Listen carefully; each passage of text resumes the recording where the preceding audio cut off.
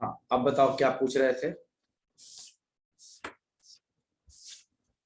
Sir जो आपने binomial theorem बताया था, हाँ हाँ वो, हाँ तो बताओ। एन था, एन सी हाँ टू, तो हाँ हमें तो पता है एन सी जीरो की वैल्यू 1 है। इसके हाँ बाद की वैल्यू हम कैसे कैलकुलेट करेंगे, जैसे N C one, N C two, ऐसे। हाँ हाँ बता रहे हैं वो चीज। जैसे मान लो कि तुम्हारे पास अगर ये आ गया कि 10C2, तो इसको क्या लिखेंगे, 10 × 9/1 × 2। बस। अगर तुम्हारे पास 100C2 आ गया तो क्या लिखेंगे, 100 × 99/1 × 2।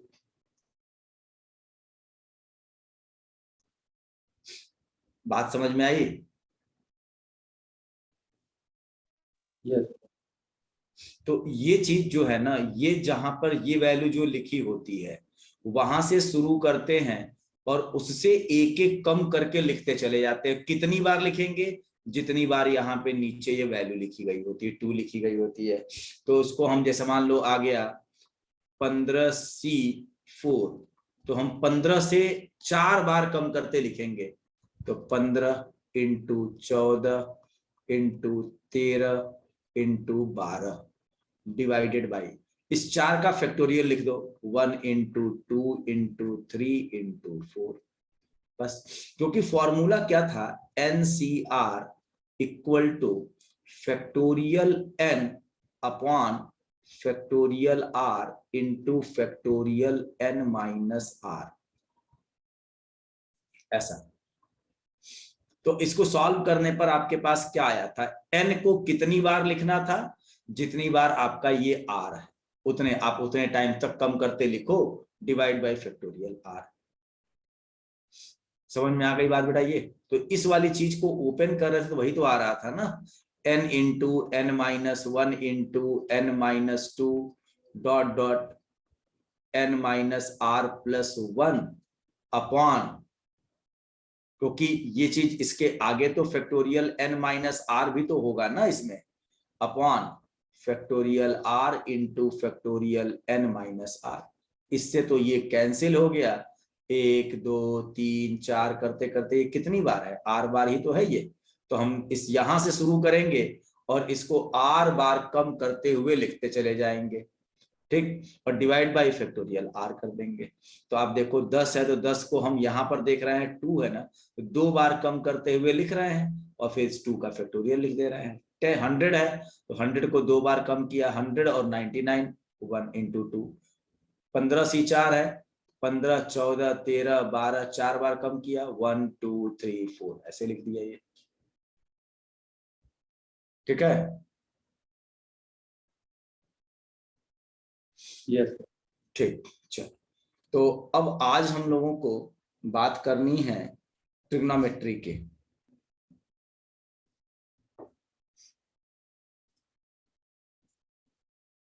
अब हम लोग आज और कल की क्लास में पूरा ट्रिग्नोमेट्री हम खत्म करेंगे।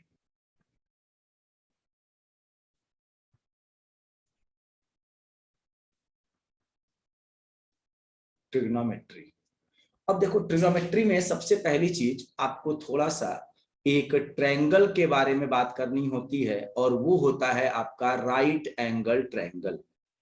और राइट एंगल ट्रायंगल इस तरह से मैंने बना दिया, अगर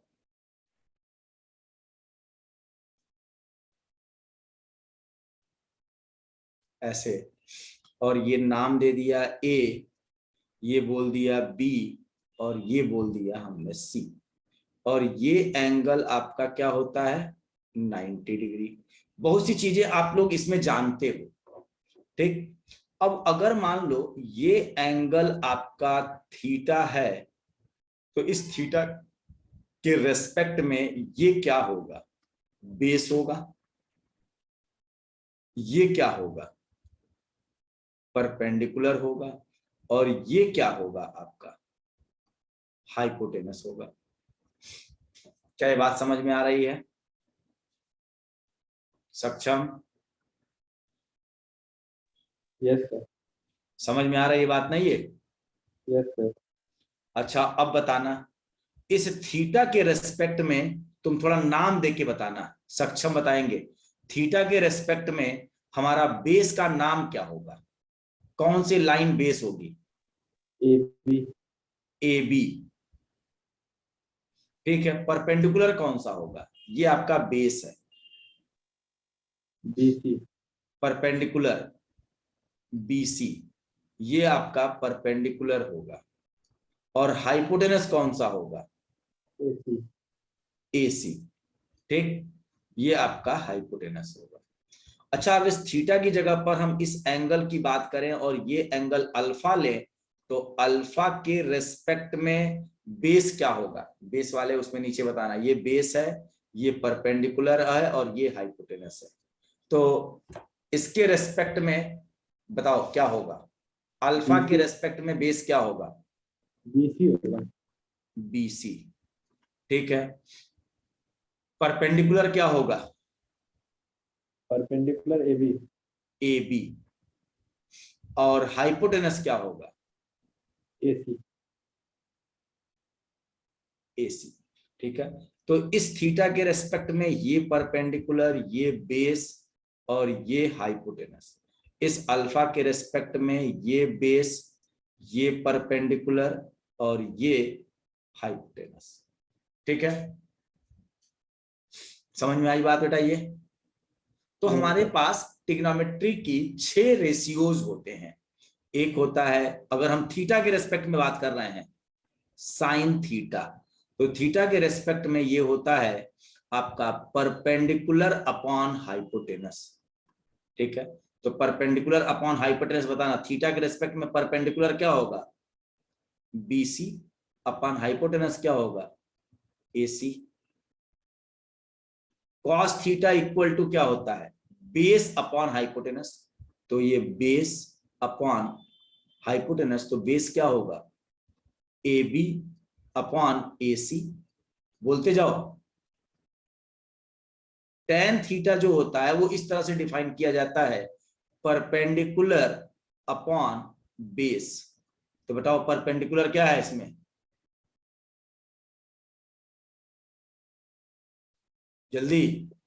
AC. BC। और बेस क्या है? AB।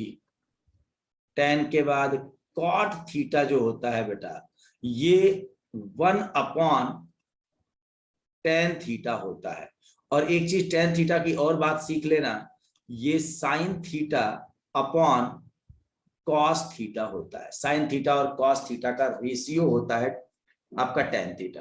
और टेन थीटा इक्वल टू, ये cot theta equal to 1 upon tan theta, तो इसको हम क्या बोल सकते हैं? Cos theta upon sine theta.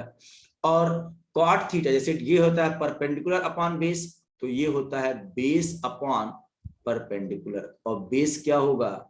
AB upon perpendicular BC। Cot के बाद सेक थीटा जो होता है 1 अपॉन कॉस थीटा होता है। और 1 upon cos theta equal to आपका क्या हो जाएगा? Hypotenuse upon base. और ये होगा hypotenuse AC upon base AB। Just cos का उल्टा, सेक थीटा हो गया। अब आपका होता है कोसेक थीटा। कोसेक थीटा जो है वो क्या होता है? 1 upon Sin theta. Sign theta. और 1 अपॉन साइन थीटा मतलब आपका क्या हो जाएगा? Hypotenuse upon perpendicular. और ये हो जाएगा AC upon BC perpendicular. Clear हुई बात? ठीक। और आपको राइट एंगल ट्रायंगल की कुछ प्रॉपर्टीज और भी पता होती हैं। वो क्या होता है बेटा? Hypotenuse H equal to under root क्या होता है? बेस का स्क्वायर प्लस परपेंडिकुलर का स्क्वायर, ऐसा होता है। ये मालूम है ना? हाइट एंड डिस्टेंस में ये बात पढ़े होगे ना? Yes, yes, sir. ठीक। अब देखो, अगर हमें बेस की वैल्यू पता करनी है तो हम क्या करेंगे, यहां पर अंडर रूट हाइपोटेनस का स्क्वायर माइनस परपेंडिकुलर का स्क्वायर, और अगर हमें परपेंडिकुलर की वैल्यू पता करनी है तो अंडर रूट हाइपोटेनस का स्क्वायर माइनस बेस का स्क्वायर। ऐसा कर सकते हैं।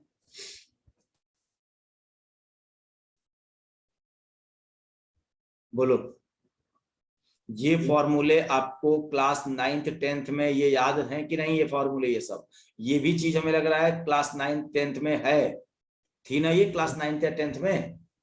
यस सर, 10th में था। हाँ, तो इसको एकदम बेटा याद रखना, भूलना नहीं चाहिए। मैं 10th वाली चीज को इसलिए रिवाइज करा रहा हूं क्योंकि यहां पर इसकी जरूरत है। ठीक, अब आप चीजों को देखो थोड़ा सा। जो एंगल होता है आपका, वो एंगल की जो यूनिट होती है वो दो तरह से होती है। या तो एंगल आपका डिग्री में होता है, या आपका एंगल रेडियन में होता है। डिग्री के लिए हम किसी चीज के ऊपर ऐसे सिंबल बना देते हैं, और रेडियन के लिए हम यहां पर छोटा सा सी लिख देते हैं किसी के ऊपर, और नहीं भी लिखते हैं तब भी वो सब चीजें मान ली जाती हैं कि वो रेडियन में है।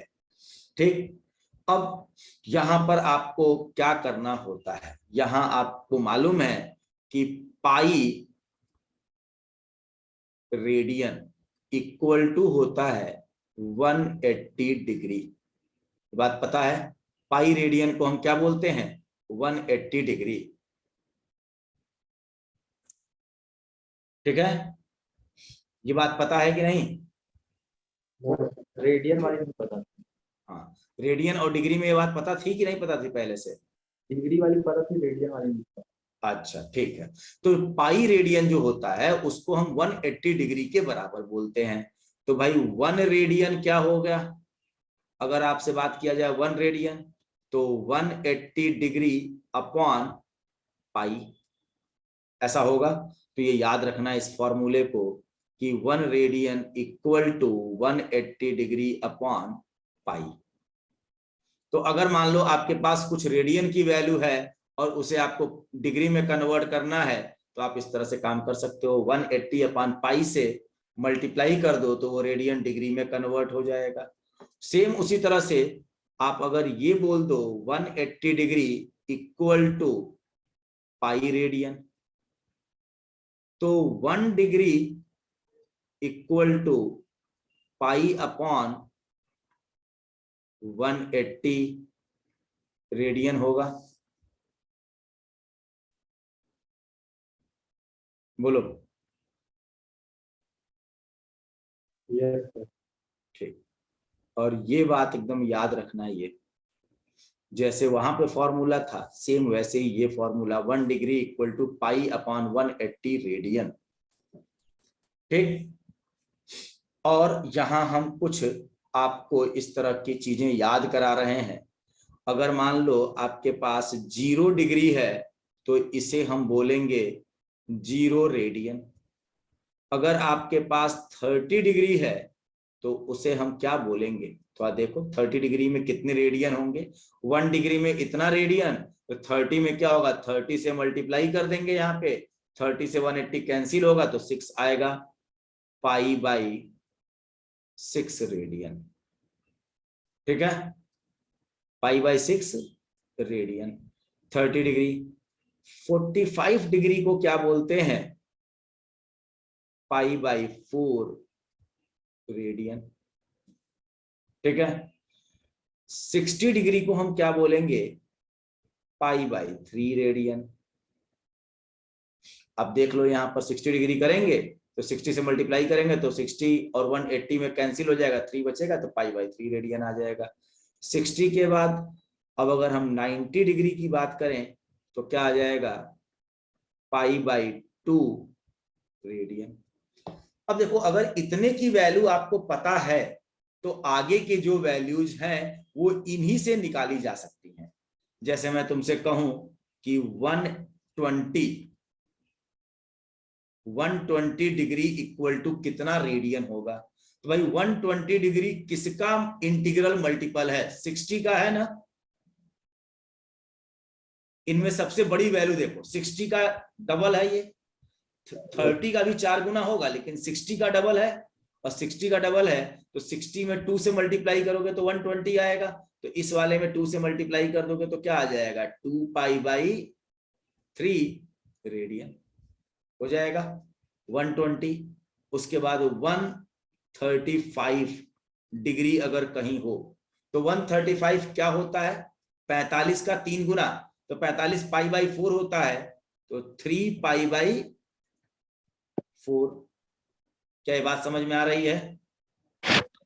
Yes, sir.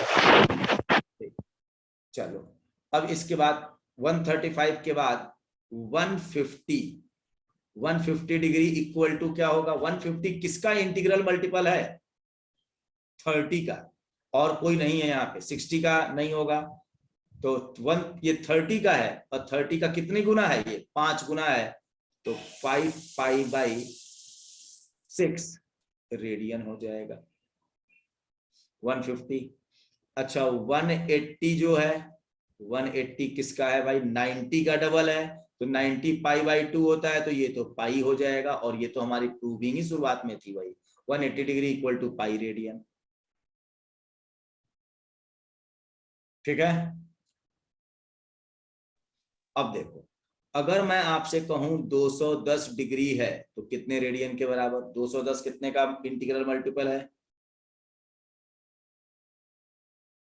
30 का 30 का 7 टाइम्स है ना, तो 7 पाई बाई 6। बस आप इसको याद रखना, ऊपर की जो चीजें हैं ना इनको याद रखना, ऊपर वाले, तो बस उसी से आप काम कर लो। तो ये रेडियन, ठीक है, 120 हो गया। तो इसी तरीके से जो कुछ भी आपको मिलेगा, जैसे मान लो आपको मिल गया 300 डिग्री, 300 क्या हो जाएगा?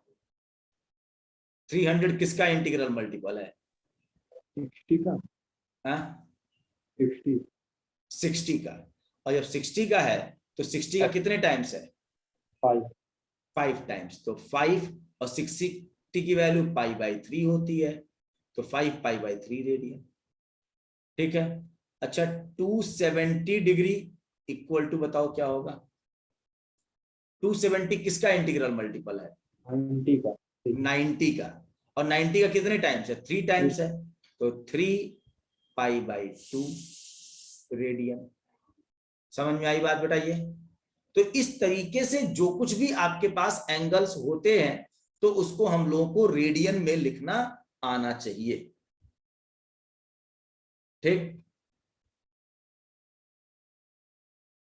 समझ में आ गई बात ये? Yes, sir. ठीक, अब देखो,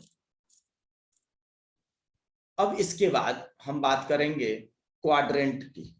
आप बताओ कि आपके जो क्वाड्रेंट्स हैं वो कितने हैं, कैसे हैं?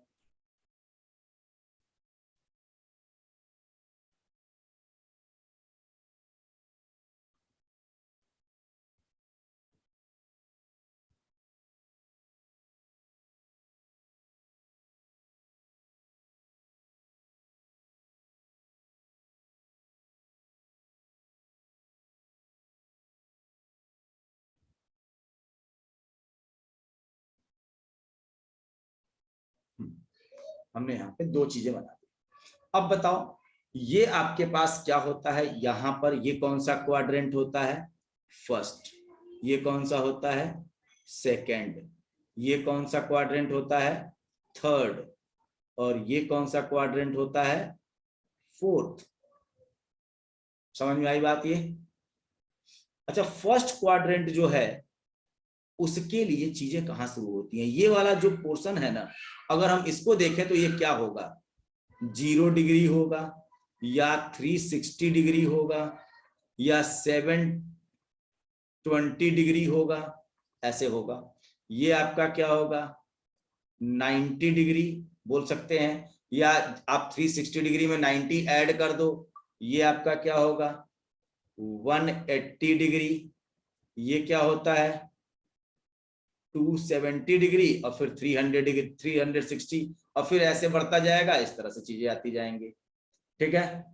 यही वाली चीज फिर से यहाँ पे 0 डिग्री या 360 डिग्री, इसको 90 डिग्री या π/2, इसको 180 डिग्री, इसको लिख सकते हैं 270 डिग्री, और उधर फिर आपका 360 डिग्री। ठीक, ये भी हमारा क्या है, फर्स्ट क्वाड्रेंट, ये क्या है, सेकंड क्वाड्रेंट, ये क्या है, थर्ड क्वाड्रेंट, और ये क्या है अपना फोर्थ क्वाड्रेंट।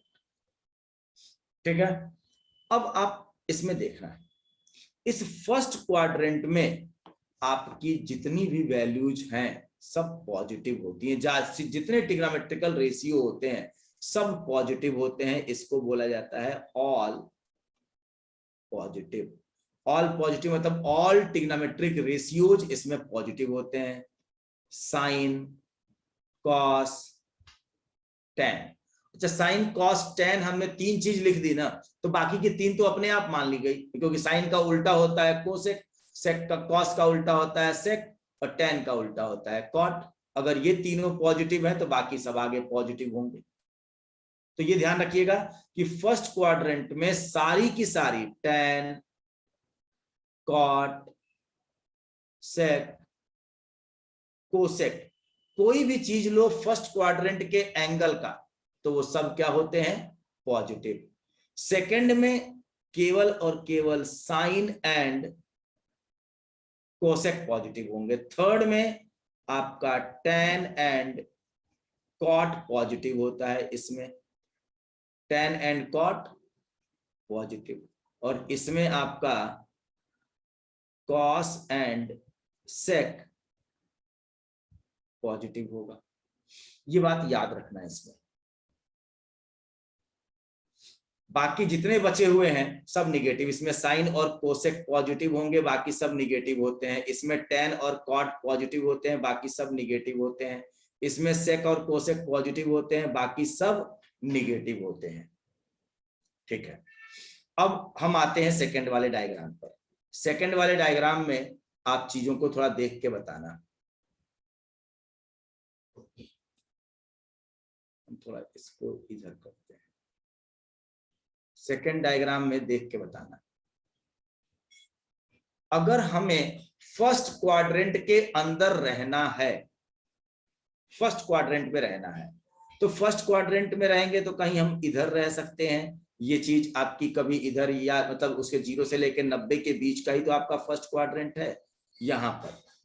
अब भाई यहां पर आना है तो फर्स्ट क्वाड्रेंट आपका कैसे आ सकते हो, इधर से आप एंगल को बढ़ा दो, इस डायरेक्शन में 90 से बढ़ा दो, ये 0 से बढ़ा दो तो फर्स्ट क्वाड्रेंट में रहोगे, या 90 से कम कर दो तो फर्स्ट क्वाड्रेंट में आप रहोगे। यही तो हो सकता है। 90 में से कुछ वैल्यू को कम कर दो तो फर्स्ट क्वाड्रेंट में आ जाओगे, और या 0 में कुछ वैल्यू ऐड कर दो तो फर्स्ट क्वाड्रेंट में आ जाओगे। इधर आते हो तो माइनस करते हो, इधर जाते हो तो प्लस करते हो। ठीक है, 0 से आगे बढ़ते हो तो वैल्यू प्लस की जाती है, 90 से पीछे आते हो तो वैल्यू माइनस करते हैं। अगर हम सेकंड क्वाड्रेंट में हैं तो ध्यान से देखना, इधर आ रहे हैं तो वैल्यू को प्लस करेंगे, और इधर जा रहे हैं तो वैल्यू को हम माइनस करेंगे। सेकंड क्वाड्रेंट में आ गए। सेम अगर हम थर्ड क्वाड्रेंट में हैं तो 180 डिग्री से वैल्यू को प्लस कर दो तो थर्ड क्वाड्रेंट में, या फिर 270 डिग्री से माइनस कर दो तो हम थर्ड क्वाड्रेंट में आ जाएंगे। अगर हम यहां पर हैं फोर्थ क्वाड्रेंट में तो 0 से वैल्यू को माइनस कर दो ऐसे, या फिर 270 से वैल्यू को ऐड कर दो, प्लस कर दो तो ऐसे। तो हमें फर्स्ट, सेकेंड, थर्ड, फोर्थ ये सारे क्वाड्रेंट में आने के कई तरीके हैं। पहले क्वाड्रेंट में हम 0 डिग्री से अपनी वैल्यू को बढ़ा दें, या 360 डिग्री से अपनी वैल्यू को कुछ बढ़ा दें तो हम फर्स्ट क्वाड्रेंट में चले जाएंगे, या फिर अपनी वैल्यू को 90 डिग्री से कम कर दें, 90 डिग्री माइनस कुछ कर दें तो हम फर्स्ट क्वाड्रेंट में आ जाएंगे। सेकंड क्वाड्रेंट में हम 90 डिग्री से वैल्यू को ऐड कर दें कुछ तो सेकंड में चले जाएंगे, या फिर 0 डिग्री 180 डिग्री से कुछ कम कर दें तो सेकंड में रहेंगे।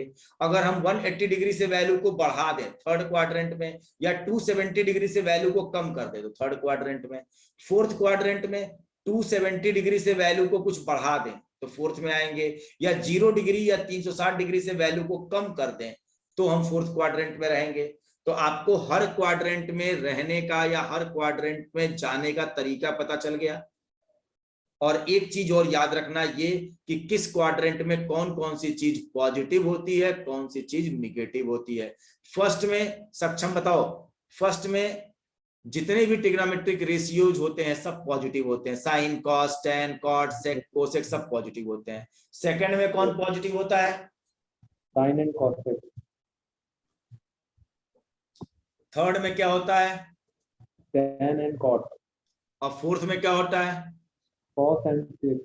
और ये याद रखना, ये चीज नहीं है कि भाई अभी बता दी, अभी देख के बता रहे हो लेकिन फिर भूल जाओ, याद रखना इसको। अब मैं आपसे इस तरह से रैंडम पूछूंगा, अब मैं इसको ऊपर कर दे रहा हूं, अब छुपा दिया मैं इसको। अब बताना, अगर हम 90 डिग्री से एंगल में कोई एंगल की कमी करते हैं, मतलब 90 डिग्री माइनस कोई थीटा करते हैं हम, मैं यहाँ पे लिख रहा हूं, अब बताना आप कौन से क्वाड्रेंट में जाएंगे हम। अगर मैं 90 डिग्री माइनस थीटा कर रहा हूं तो कौन से क्वाड्रेंट में जाएंगे? फर्स्ट में। फर्स्ट में। अगर हम 0 डिग्री प्लस थीटा कर रहे हैं तो कौन से में जाएंगे? तो फर्स्ट में। फर्स्ट में। अगर हम 360 डिग्री प्लस थीटा कर रहे हैं तो कौन से में जाएंगे? प्लस में। फर्स्ट में। ठीक है। अगर हम 90 डिग्री प्लस थीटा कर रहे हैं तो कौन से में जाएंगे? सेकंड। सेकंड में। अच्छा, अगर हम 180 डिग्री प्लस थीटा कर रहे हैं तो किस क्वाड्रेंट में जाएंगे? थर्ड में। थर्ड में। अगर हम 180 डिग्री माइनस थीटा कर रहे हैं तो किस में जाएंगे? सेकंड में। सेकंड में। अगर हम 270 डिग्री प्लस थीटा कर रहे हैं तो किस में जाएंगे? फोर्थ। फोर्थ में। ठीक। अगर हम 360 डिग्री माइनस थीटा कर रहे हैं तो किस में जाएंगे? फोर्थ। फोर्थ में। अच्छा, अगर हम माइनस थीटा डिग्री कह रहे हैं तो किस में हम हैं? माइनस तो फर्स्ट में। Minus theta. फर्स्ट में सर। हाँ, फर्स्ट में। फर्स्ट। क्यों क्यों क्यों फर्स्ट में? भाई अगर माइनस थीटा है इसका मतलब हम 0 माइनस थीटा ही तो बोल रहे हैं, वही तो माइनस थीटा है, यही वाली बात तो है। कौन से में जाएंगे? सब फोर्थ में।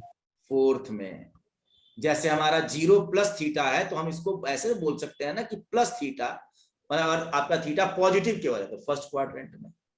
ठीक है। और बस ये कंडीशन होती है कि जो भी हम थीटा लिख रहे हैं ना, ये थीटा 0 से बड़ा होता है और 90 से छोटा होता है। भाई अब मान लो कि आपका थीटा ही हो गया 170 डिग्री का, 160 डिग्री का, तो वो तो तब एक्सिस, तब वो क्वाड्रेंट तो दूसरे में चला जाएगा, तो हमारा ये अप्रोक्सीमेशन गलत हो जाएगा। लेकिन अगर हम जिस थीटा को ऐड या सब्ट्रैक्ट कर रहे हैं उसकी वैल्यू अगर 0 से लेकर 90 के बीच में है तो उस केस में हम लोग जो बात कह रहे हैं वो हमारी उस तरह से ठीक होगी। अब इसके बाद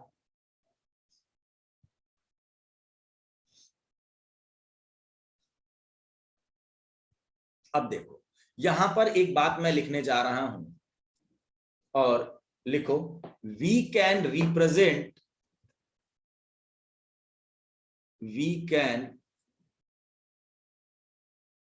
represent any angle in the form of 90 degree into n plus minus theta, where n equal to 0, 1, 2, 3, 4, 5, 6, 7, 8 ऐसे। भाई एक क्वाड्रेंट का जो पूरा एंगल है वो 90 डिग्री का है, तो 90 degree into N plus minus theta के फॉर्म में हम किसी भी एंगल को रिप्रेजेंट कर सकते हैं। समझ में आई बात?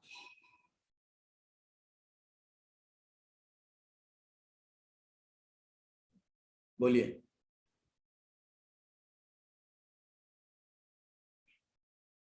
Yes, sir.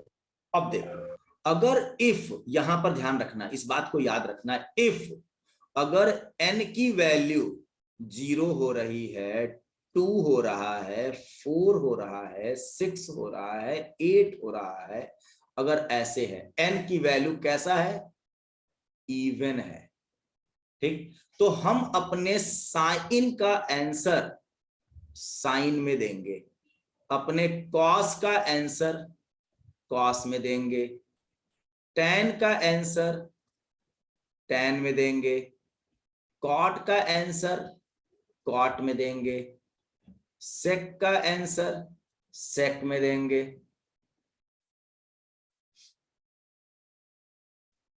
कोसेक का आंसर कोसेक में देंगे। और इफ n इक्वल टू 1, 3, 5, 7, 9, 11 ऐसे हो रहा है ऑड नंबर, अगर ऑड हो रहा है तो हम साइन का आंसर कॉस में देंगे, कॉस का आंसर साइन में देंगे, tan का आंसर कॉट में देंगे,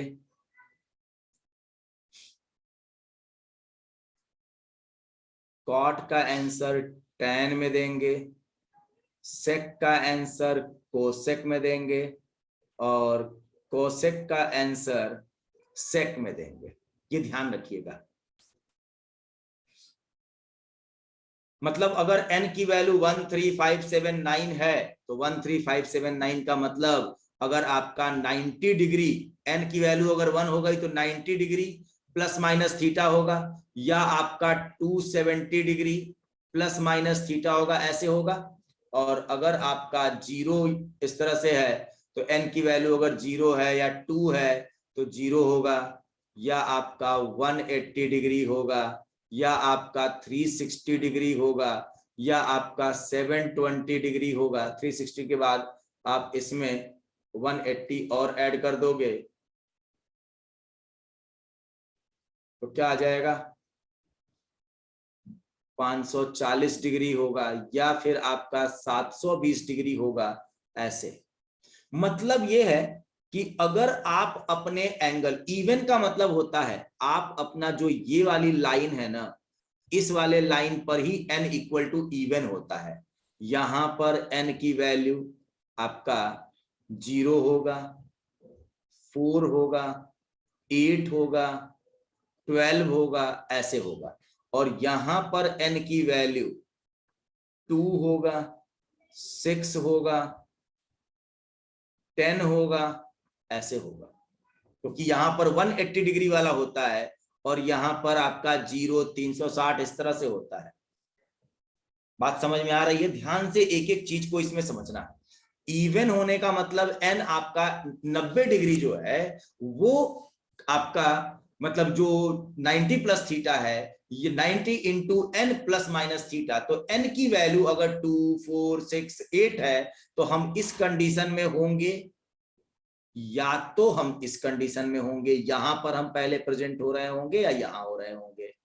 अगर मान लीजिए आपका ऑड है, ऑड का मतलब हम वाई एक्सिस वाले इस पर होंगे यहां पे, तो यहां पर आपका n की वैल्यू 1 होगा, फिर इसके बाद फिर 5 होगा, और इसके बाद फिर 9 होगा, 13 होगा, ऐसे होगा, तो हम यहां पर होंगे।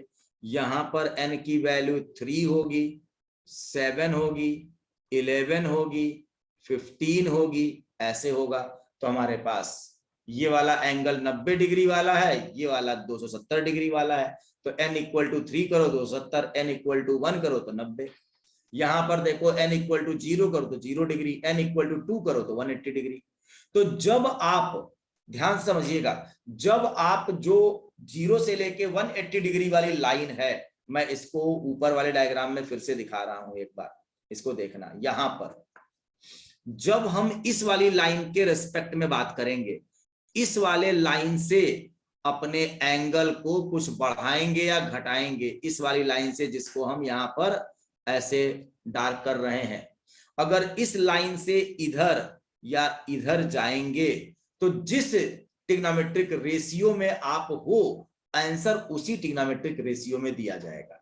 अगर आप इस वाले लाइन के से किसी चीज को घटा बढ़ा रहे हो, मतलब इस वाली लाइन से आप अगर इधर या इधर जा रहे हो या इधर जा रहे हो, तो आप अपने आंसर को एक्सचेंज करेंगे। साइन का आंसर कॉस में, कॉस का आंसर साइन में, टेन का आंसर कॉट में, कॉट का आंसर टेन में, सेक का आंसर कोसेक में, कोसेक का आंसर सेक में। क्लियर हुई बात बेटा? ये सर प्लस माइनस कहाँ से डिसाइड होगा? प्लस बता रहे हैं। पहले इतना समझो कि साइन का आंसर देना किस में है। साइन का आंसर कॉस में और कॉस का आंसर साइन में। अगर हम इस लाइन पर हैं तो इंटरचेंज होगा। अगर हम इस लाइन पर हैं तो साइन की वैल्यू साइन में ही देंगे, कॉस की वैल्यू कॉस में ही देंगे। ठीक है, इतना समझ में आ गया ना? यस इतना क्लियर है ना? एकदम एक एक चीज इसमें क्लियर है ना? Yes sir. ठीक, अब अगर इतनी चीज क्लियर है तो अब इसके बाद आप इसको देखो। ये याद रखना कि फर्स्ट क्वाड्रेंट में कौन कौन सी चीज पॉजिटिव होती है, सेकंड क्वाड्रेंट में कौन सी चीज पॉजिटिव होती है, बस इतना याद रखना। हर क्वाड्रेंट में कौन सी चीज पॉजिटिव होती है उतना याद रखना। अब हम यहां पर आपको कुछ कन्वर्जन कर रहे हैं। पहला हमारे पास है 90 डिग्री माइनस थीटा। तो कौन से सिस्टम में है हम? 90 डिग्री मतलब n इक्वल टू 1। यहां पर n की वैल्यू क्या माने हैं? 1 माने हैं ना, तभी तो 90 डिग्री माइनस थीटा। और 90 डिग्री है मतलब हम वर्टिकल वाले एक्सिस पर हैं और वहां से फर्स्ट क्वाड्रेंट में आ रहे हैं। तो अब जब 90 डिग्री के फॉर्म में है, n इक्वल टू 1 होता है, तो हम साइन का आंसर किस में देते हैं? कॉस में। कॉस का आंसर किस में देते हैं? साइन में। तो मैं आपको यहां पे लिख रहा हूं sine 90 degree minus theta equal to cos 90 degree minus theta equal to tan 90 degree minus theta equal to cot 90 degree minus theta, sec 90 degree minus theta and cosec 90 degree minus theta. ये 6 answer हमें देने हैं। अब बताओ हमको answer किसका देना है? साइन का, कॉस का, टेन का, कॉट का, सेक का, कोसेक का। और ये sign, cos, tan, cot, sec, cosec, इस एंगल का मतलब कौन सा क्वाड्रेंट आपका है? First quadrant. और फर्स्ट क्वाड्रेंट में सारी चीज पॉजिटिव होती है ना। साइन भी पॉजिटिव होता है, कॉस भी पॉजिटिव होता है, चाहे किसी भी एंगल पर साइन हो उसकी वैल्यू पॉजिटिव। समझ में आई बात? तो आंसर में सबको हमें क्या देना होगा? हमारा आंसर सबका कैसा होगा? पॉजिटिव होगा। बस अब ये ध्यान रखना है कि साइन 90 माइनस थीटा है ना, हम 90 डिग्री से नीचे जा रहे हैं, तो साइन का आंसर किसमें उठा के देंगे हम? कॉस थीटा में। कॉस का आंसर किसमें देंगे? साइन थीटा में। टेन का आंसर किसमें देंगे? कॉट थीटा में। कॉट का आंसर किसमें देंगे? टेन थीटा में। सेक का आंसर किसमें देंगे? कोसेक थीटा में। कोसेक का आंसर किसमें देंगे? सेक थीटा में। बस इतना याद रखना। ये प्लस माइनस जो है ये आपको वहां से सीखना पड़ेगा कि कौन सी वैल्यू उसमें पॉजिटिव होती है। वैसे ही अगर हम बात करें आपसे 90 प्लस थीटा, 90 प्लस थीटा मतलब यहां पर भी अभी n इक्वल टू 1 ही लिया है हमने। और 90 प्लस थीटा मतलब कौन से क्वाड्रेंट में चले गए हम? सेकंड में। और sine 90 plus theta, cos 90 plus theta, tan 90 plus theta, cot 90 plus theta, sec 90 plus theta and cosec 90 plus theta. अब आप बताना, इसका सबका हमें आंसर लिखना है। सेकंड क्वाड्रेंट में हमें यह मालूम है कि जब 90 डिग्री प्लस माइनस थीटा वाला केस होता है तो हमें साइन का आंसर कॉस में और कॉस का आंसर साइन में देना होता है। बस इतना याद रखना। अब आप बताओ सेकंड क्वाड्रेंट में ये एंगल आपको कौन से क्वाड्रेंट में ले जा रहा है? 90 में कुछ ऐड कर दोगे तो कौन से क्वाड्रेंट में जा रहा है वो, सेकंड में या फर्स्ट में? सेकंड में। अच्छा, सेकंड में कौन कौन सी चीज पॉजिटिव होती है, बस इतना याद रखो, बाकी सब निगेटिव। साइन पॉजिटिव होता है और कोसेक पॉजिटिव होता है, बाकी सब क्या होते हैं, निगेटिव। तो बाकी सबके आगे क्या लगा दो, निगेटिव।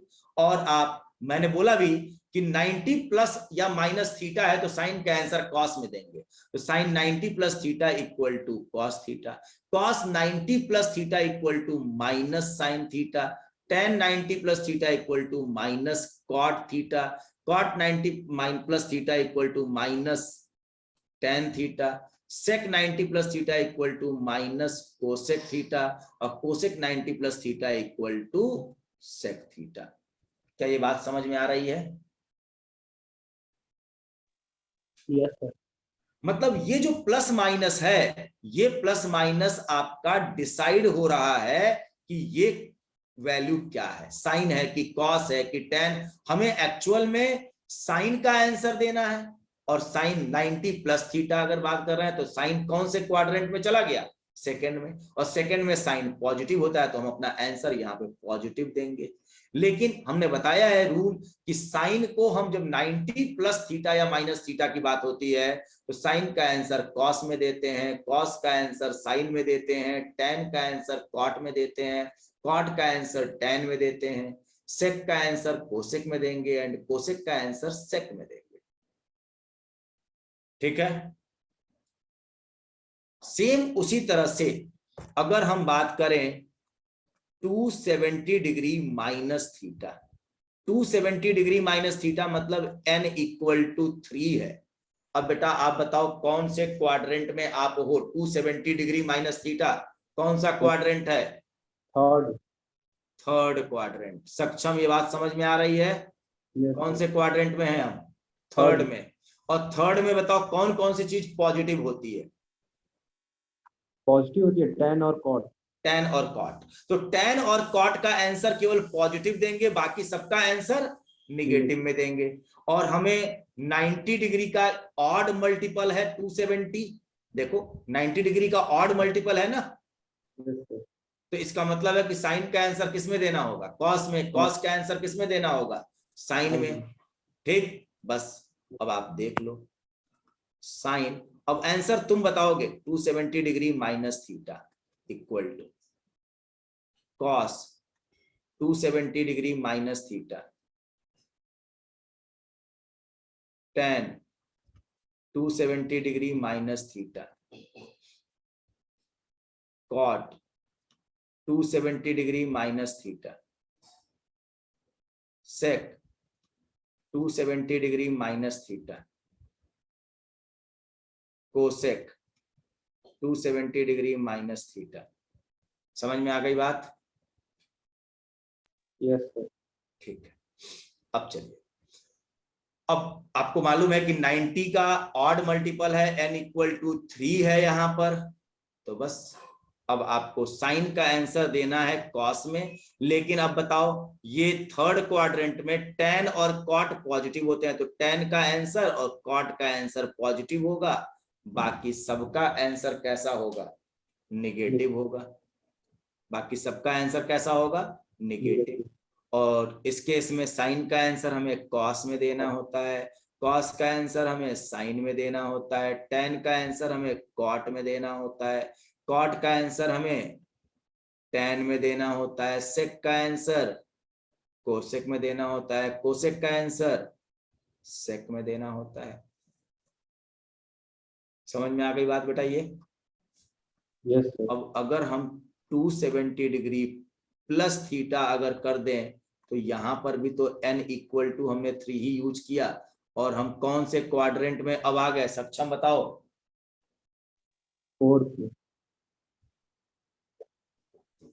फोर्थ क्वाड्रेंट में आ गए हम। अब जब फोर्थ क्वाड्रेंट में आ गए तो फोर्थ क्वाड्रेंट में कौन कौन से पॉजिटिव होते हैं? सेक और cosec. Sec and cosec. Cosec नहीं, cos, cos and sec positive होते हैं, बाकी सब निगेटिव होते हैं। ठीक है, तो अगर हम बात करें कि साइन 270 डिग्री प्लस थीटा है, ठीक है। अगर हम बात करें cos 270 डिग्री प्लस थीटा है, tan 270 डिग्री प्लस थीटा है, cot 270 डिग्री प्लस थीटा है, sec 270 degree plus theta 270 degree plus theta, ठीक है। तो ये चीज अगर आपके पास है तो अब हमें मालूम है कि 270 डिग्री प्लस थीटा आप फोर्थ क्वाड्रेंट में हो और फोर्थ में केवल कॉस और सेक पॉजिटिव होते हैं, बाकी सब निगेटिव होते हैं। तो हमें साइन का आंसर कॉस में देना होता है क्योंकि n इक्वल टू 3 है, n equal to 1, n equal to 3, n equal to 5, n equal to 7, जो भी ऑड नंबर्स होंगे तो उनके लिए हमें क्या करना होगा, उस केस में हमें आंसर साइन का कॉस में, कॉस का साइन में, टेन का कॉट में, कॉट का टेन में, इस तरह से चीजों को हमें देना होगा। क्लियर हुई बात बेटा ये? तो sine 270 degree plus theta equal to minus cos theta, cos 270 degree plus theta equal to sine theta, tan 270 degree plus theta equal to minus cot theta, cot 270 degree plus theta equal to minus tan theta, sec 270 degree plus theta equal to plus cosec theta and cosec 270 degree plus theta equal to minus sec theta. समझ में आ गई बात बेटा ये? ठीक। अब इसके बाद हम लोग देखो कौन कौन सा क्वाड्रेंट कवर किए। फर्स्ट क्वाड्रेंट कवर कर चुके हैं, सेकेंड क्वाड्रेंट कवर कर चुके हैं और इस तरीके से जाके थर्ड और फोर्थ कवर कर चुके हैं। लेकिन इन क्वाड्रेंट को कवर करने का और भी तरीका होता है, और तरीका क्या होता है उसको देखो। एक हमारे पास तरीका होता है 180 डिग्री माइनस थीटा करें हम। 180 डिग्री माइनस थीटा मतलब यहां पर n इक्वल टू 2 का इस्तेमाल कर रहे हैं और n इक्वल टू 2 आप बताओ कौन से क्वाड्रेंट में ले जाएगा? 180 डिग्री माइनस थीटा कौन से क्वाड्रेंट में ले जाएगा हमें? Second. Second. Second quadrant. Second quadrant में जाने का एक तरीका ये भी होता है।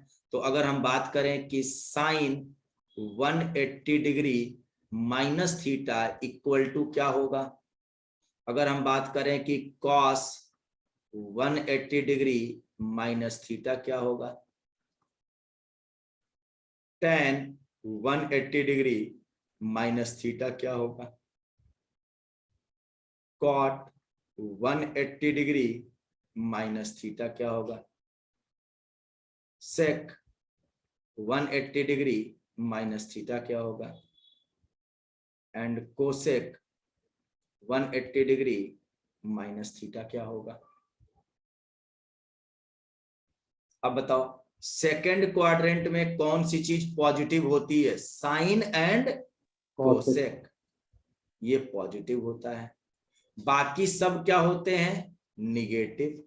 और आप देखो n इक्वल टू इवन है तो सेम का आंसर सेम में देते हैं, साइन का आंसर साइन में ही देंगे। अब sine 180 degree minus theta equal to sine theta, cos 180 degree minus theta equal to minus cos theta, tan 180 degree minus theta equal to minus tan theta, cot 180 degree minus theta equal to minus cot theta, sec 180 degree minus theta equal to minus sec theta, cosec 180 degree minus theta equal to plus cosec theta. तो second quadrant में जाने का एक रास्ता तो ये है। अच्छा थर्ड क्वाड्रेंट में भी जाने का एक रास्ता तो हमें मिलेगा ना, 180 डिग्री प्लस थीटा कर दें तो इसका मतलब अभी भी n इक्वल टू क्या है? 2। और हम कौन से क्वाड्रेंट में चले गए? थर्ड क्वाड्रेंट में। किस क्वाड्रेंट में आ गए हम? समझ में आई बात ये? अब थर्ड में आ गए और sine 180 degree plus theta, cos 180 degree plus theta, tan 180 degree plus theta, cot 180 degree plus theta, sec 180 degree plus theta, cosec 180 degree plus theta. हम सब चले गए थर्ड में, और थर्ड में केवल और केवल tan और cot पॉजिटिव होते हैं, बाकी सब निगेटिव होते हैं, होने दो निगेटिव। अब 180 डिग्री किस फॉर्म में अगर बात कर रहे हैं तो हमारा साइन का आंसर साइन में मिलेगा, तो ये क्या होगा, minus sine theta minus cos theta plus tan theta plus cot theta minus sec theta minus cosec theta. ठीक है, समझ में आ गई बात बेटा? ये तो हम लोग को देखो सेकंड और थर्ड क्वाड्रेंट में जाने का एक रास्ता इधर से भी मिला, 180 डिग्री प्लस थीटा और 180 डिग्री माइनस थीटा से भी हम सेकंड और थर्ड क्वाड्रेंट में जा सकते हैं। ठीक है, अब आप बताना, फोर्थ क्वाड्रेंट में आप आ रहे हो तो या तो आप उसे केवल और केवल 0 माइनस थीटा बोलो, 0 डिग्री माइनस थीटा बोलो, या आप इसे केवल और केवल माइनस थीटा भी बोलो, या आप इसे केवल और केवल 360 डिग्री माइनस थीटा बोलो। तो ये सब आपको कहां ले जा रहा है, फोर्थ क्वाड्रेंट में। कहां ले जा रहा है, फोर्थ क्वाड्रेंट में। ठीक, समझ में आई बात बेटा? ये और फोर्थ क्वाड्रेंट, यहां पर सारी चीज n इक्वल टू क्या है, या तो 0 है या n इक्वल टू क्या है, 4 है। ठीक है, या आप इसके बाद देखो 0 4 या तो 8 है या फिर 12 है। अगर ऐसा है तो हम फोर्थ पहले 0 डिग्री पर या 360 डिग्री पे पहुंच गए हैं, फिर नीचे आ रहे हैं, तो उस केस में आप फोर्थ क्वाड्रेंट में आ गए हो। तो अगर हम बात करें कि साइन ऑफ माइनस थीटा, ये चीजें आपकी चलती हैं, cos of minus theta, tan of minus theta, cot of minus theta,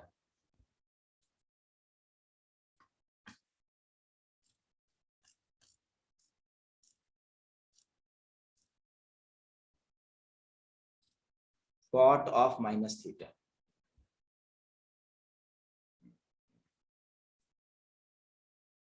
एक सेकेंड बस रुक जाना।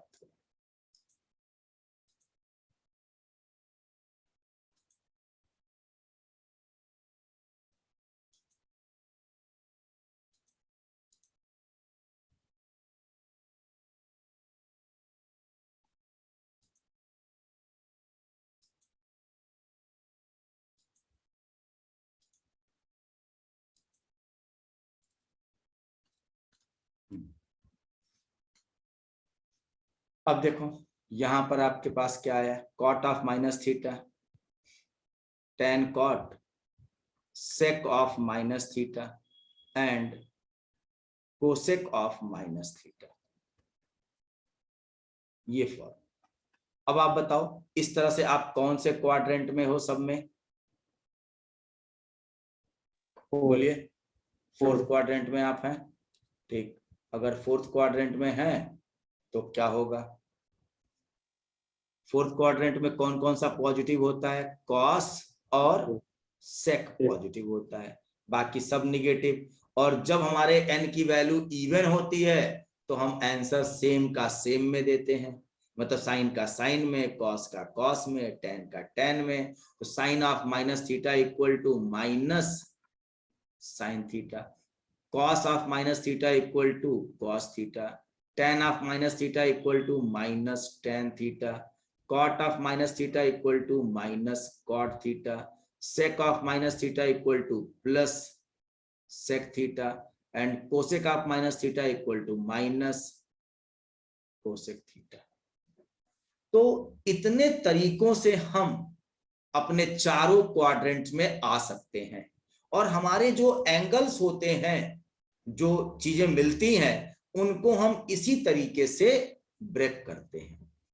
ठीक, अब यहां पर आपको एक टेबल मैं बनवा रहा हूं और उस टेबल से आप चीजों को देखना कि कैसे चीजें चलेंगी। अब थोड़ा सा हम एंगल्स के बारे में बात कर रहे हैं। यहां हम आपको पूरा एक टेबल बना रहे हैं और ये टेबल हम आपको व्हाट्सएप पर अभी शेयर भी कर देंगे। यार को टेबल हमें इसमें हो सकता है आ जाए ऑप्शन। चलो हम देखते हैं अभी इस तरह से हम कई एंगल्स पर इन वैल्यू को देखेंगे।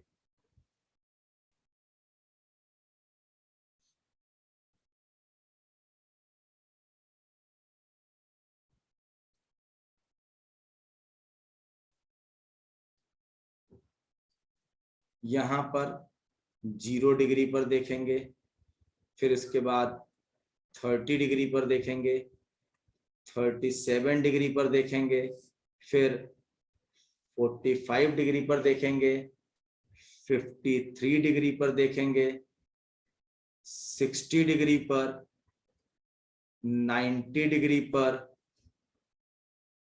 और 127 डिग्री पर, 135 पर, 143 पर, 150 पर और फिर उसके बाद 180 डिग्री पर। इतनी जगहों पर हम वैल्यूज को काउंट करेंगे। यहां पर मैं लिख रहा हूं साइन थीटा, यहां मैं लिख रहा हूं कॉस थीटा, यहां मैं लिख रहा हूं टेन थीटा, यहां है कॉट थीटा, यहां है सेक थीटा और यहां है आपका कोसेक थीटा। अब आप देखो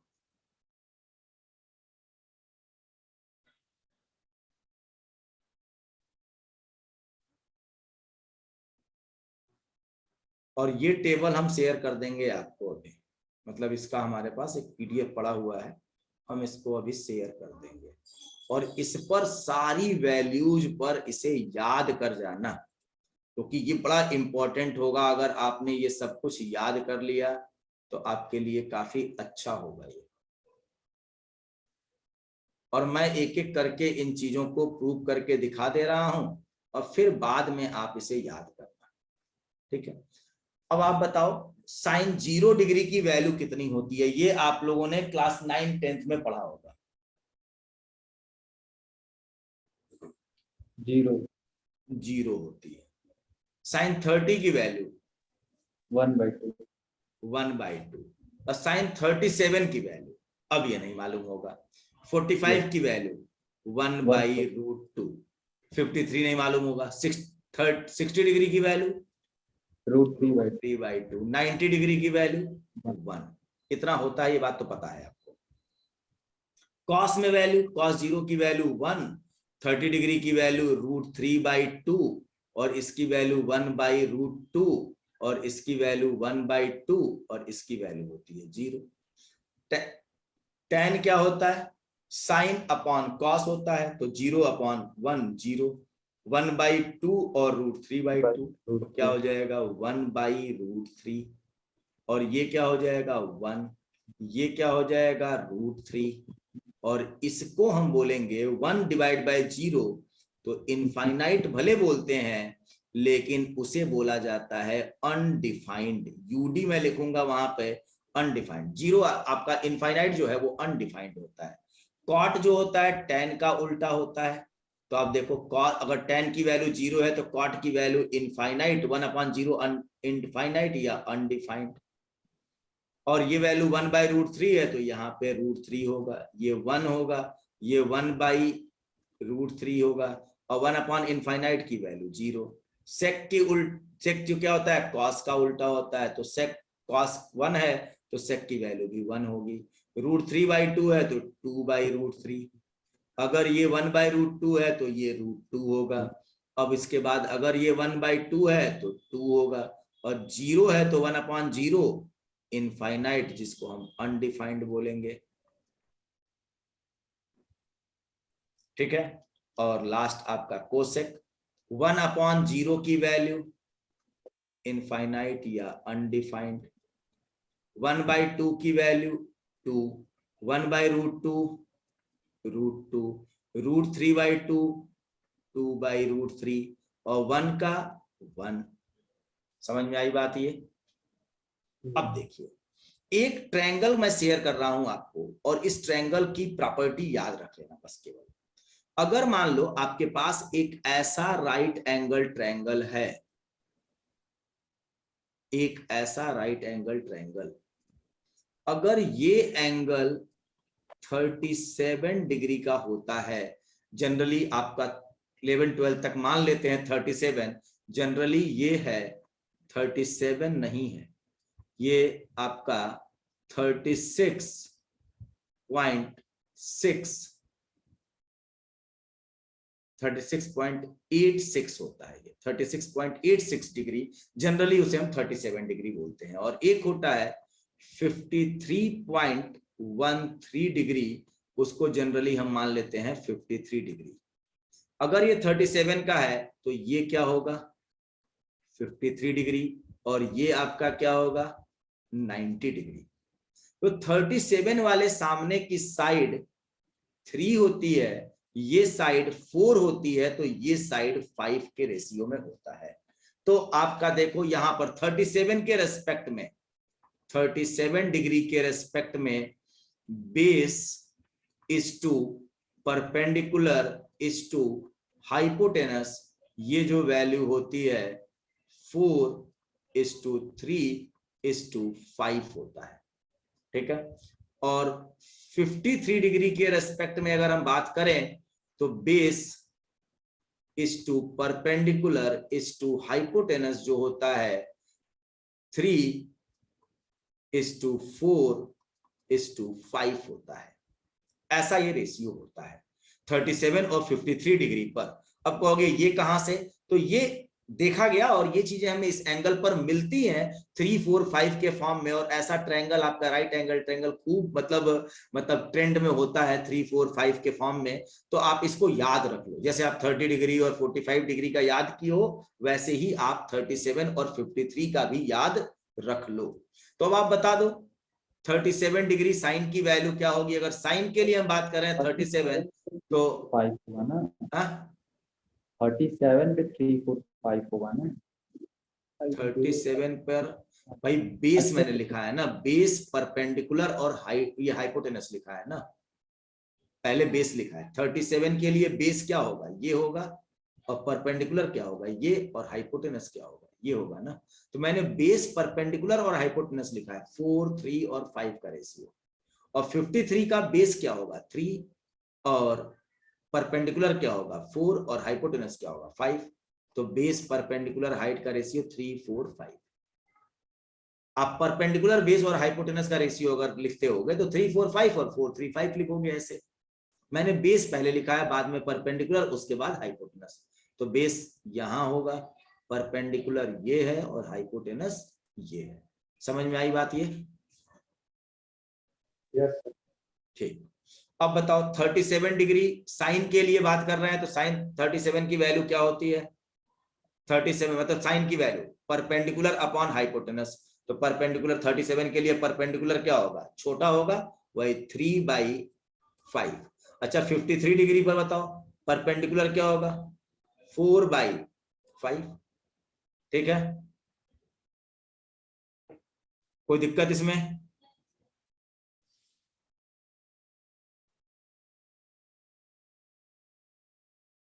बोलो सक्षम। No sir. ठीक। अब इसके बाद आप बताना 127 डिग्री किसमें क्या ऐड कर दिया जाए तो 127 डिग्री पर चले जाएंगे। 90 + 37 90 में 37 ऐड कर दें तो हम कहां चले जाएंगे 127 पे चले जाएंगे। अच्छा साइन के वैल्यू चाहिए ना हमें, साइन थीटा चाहिए ना, तो 127 की वैल्यू मतलब 90 + 37, और साइन 90 + थीटा इक्वल टू क्या होता है 90 प्लस थीटा इक्वल टू क्या होगा, कॉस थीटा। इसका मतलब कॉस 37 की वैल्यू चाहिए। और कॉस 37 आप देखो, अगर ये साइन का 37 ये है तो कॉस का क्या होगा, इसके लिए कॉस लेंगे तो बेस अपॉन हाइपोटेनस, तो ये क्या हो जाएगा 4/5, और ये क्या हो जाएगा परपेंडिकुलर अपॉन हाइपोटेनस, ये बेस आपका 3/5 ऐसा होगा। तो बस आपको sine 90 plus 37 equal to cos 37, और कॉस 37 की वैल्यू क्या है 4/5। 35 डिग्री, 35 डिग्री आप बता दीजिए। 90 प्लस क्या होता है 45, sine 90 plus theta equal to cos theta, और कॉस थीटा की वैल्यू क्या हो जाएगी कॉस 45 1/√2। 43 डिग्री, 43 डिग्री क्या है 90 प्लस 53, और 53 कॉस 53 की वैल्यू 3/5। और 50 डिग्री क्या होता है 90 प्लस 60, और sine 90 plus 60 equal to cos 60, और कॉस 60 की वैल्यू होती है 1/2। और 180 डिग्री आप देख लो, साइन 90 प्लस 90 कॉस 90 0। अब आप थोड़ा सा इसको देखो 90 के बाद वाली चीज। सर 143 4/5 होगा ना, हाँ 143 की वैल्यू 4/5। 143 किसको लिख सकते हैं 90 प्लस 53, और 90 plus 53 sine 90 plus 53 equal to cos 53, और कॉस 53 की वैल्यू क्या है 3/5। 3/5 है, यस सर। ठीक है। तो अब ये देखो ना तुम कैसे ये चीजें हो रही हैं। 90 डिग्री पर इसकी वैल्यू 1 है, इसकी वैल्यू जो है वो इसके बराबर है, इसके बाद जो वैल्यू है वो इसके बराबर चल रही है। जो यहां पर वैल्यू आई है 3/5, देखो ये 3/5 यहां भी लिखा है, और जो ये 1/2 है वो यहां पर लिखा है, और जो ये वैल्यू लिखी है वो यहां पर लिखी गई है। इसका मतलब इसको छोड़ने के बाद यहां से ये वाली यहां पर, ये वाली यहां पर, ऐसे चला जा रहा है ये। अब देखो कॉस है, कॉस का आंसर हमें जो देना होगा 90 डिग्री के बाद हमारा कॉस सेकंड क्वाड्रेंट में, तो इन सब का आंसर तो किस में आएगा निगेटिव होगा ना। tan का आंसर भी किस में आएगा निगेटिव होगा ना, क्योंकि सेकंड क्वाड्रेंट के ये एंगल है 137 135 143 150 180 सब सेकंड क्वाड्रेंट के एंगल्स हैं। और जब सेकंड क्वाड्रेंट के एंगल है तो उसमें cos tan cot sec ये सब निगेटिव होंगे, केवल साइन और कोसेक पॉजिटिव होंगे। और यहाँ वाली वैल्यू यहाँ रिपीट हो रही है, अगर ये 3/5 है तो ये 3/5 होगा माइनस में, ये 1/√2 है तो -1/√2 होगा। अब करना है तो करके देख लो भाई, देख लो 127 डिग्री जो होगा cos 127 90 plus 37, cos 90 plus 37 equal to minus sine 37, और साइन 37 की वैल्यू 3/5, और माइनस पहले से लग गया फॉर्मूले में, ये आ गया, ठीक है। अब इसकी वैल्यू यहां से हमने कर ली, ये क्या हो जाएगा -4/5, और यहां पर √3/2 है तो माइनस ये √3/2, और ये 1 है तो cos 180 डिग्री की वैल्यू -1। tan में आ जाइए 3/5 4/5 तो 3/4 होगा, यहाँ पे 4/5 3/5 तो ये 4/3 होगा। अब बेटा इसको देख लो, इसको छोड़ो इसको छोड़ो, ये वाली वैल्यू यहाँ पे आ जाएगी 4/3, ये आपकी वैल्यू 1, ये 3/4, और इसके बाद 1/√3, और अगर ये 0 है तो वहां पर भी उसकी वैल्यू को क्या करेंगे 0 करेंगे, -0 करो +0 करो कोई फर्क नहीं पड़ता, ठीक है।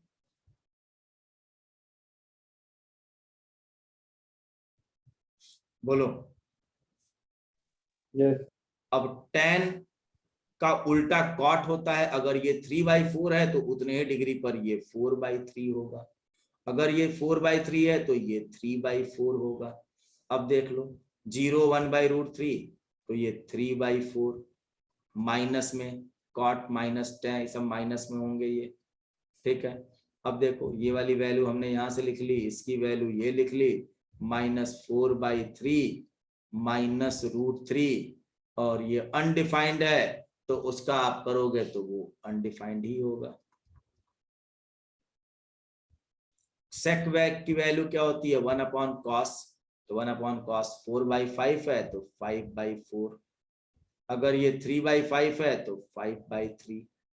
बस ये वैल्यू आपकी निगेटिव, ये भी निगेटिव, ये भी निगेटिव, ये भी निगेटिव, ये भी निगेटिव। अब देखो ये 5/3 है तो -5/3, √2 है तो -√2, 5/4 है तो -5/4, अगर आपका 2/√3 है तो -2/√3, और अगर 1 है तो -1। यहाँ पर देखिए कोसेक 3/5 है तो 5/3, 4/5 है तो 5/4। अब इसके बाद ये सब वैल्यू पॉजिटिव ही होंगी, क्यों? क्योंकि कोसेक और साइन फर्स्ट सेकंड क्वाड्रेंट में पॉजिटिव होते हैं। तो ये दोनों वैल्यूज आपकी ऐसे, इसके बाद ये रिपीट हो जाएगा, कितना हो जाएगा 5/4, ये कितना हो जाएगा √2, 5/3, ये क्या हो जाएगा 2, और ये क्या हो जाएगा अनडिफाइंड। तो ये इतनी वैल्यूज बेटा आपको याद रखनी पड़ेंगी, क्योंकि जेई मेंस एडवांस के लिए इतना ट्रिग्नोमेट्रिक रेशियो की वैल्यू आपकी एकदम जबान पे होनी चाहिए। अगर ये याद नहीं है तो समस्या है, क्योंकि इतने सारे एंगल्स यूज में आएंगे।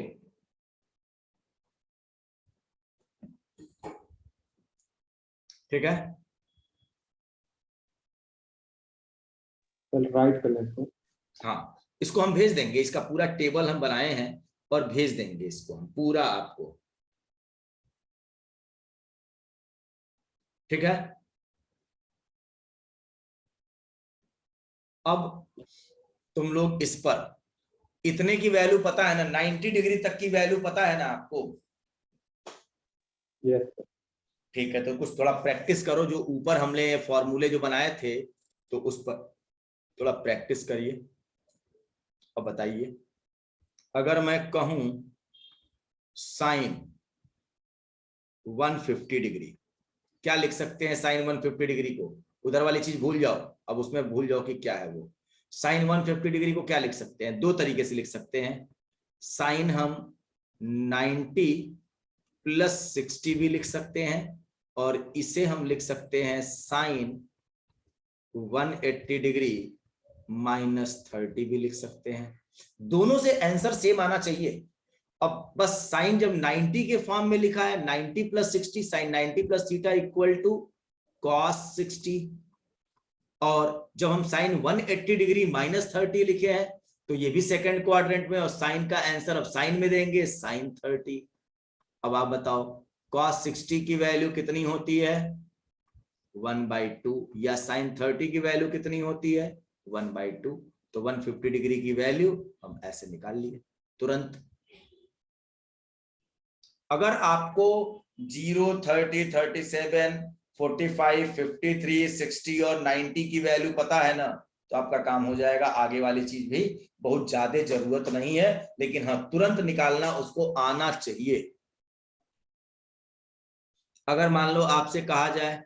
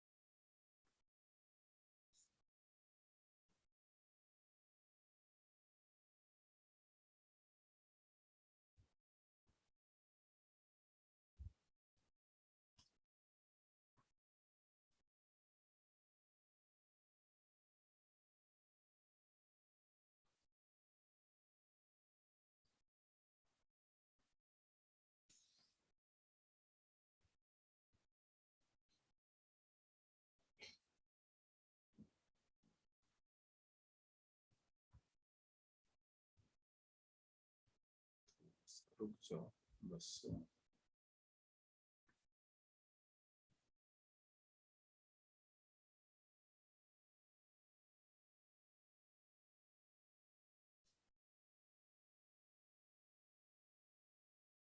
आवाज आ रही है मेरी? Yes sir. ठीक। असल में ना वाईफाई लग रहा है कि प्रॉब्लम कर रहा है, उसको कल चेंज कराएंगे, आज भर की समस्या है।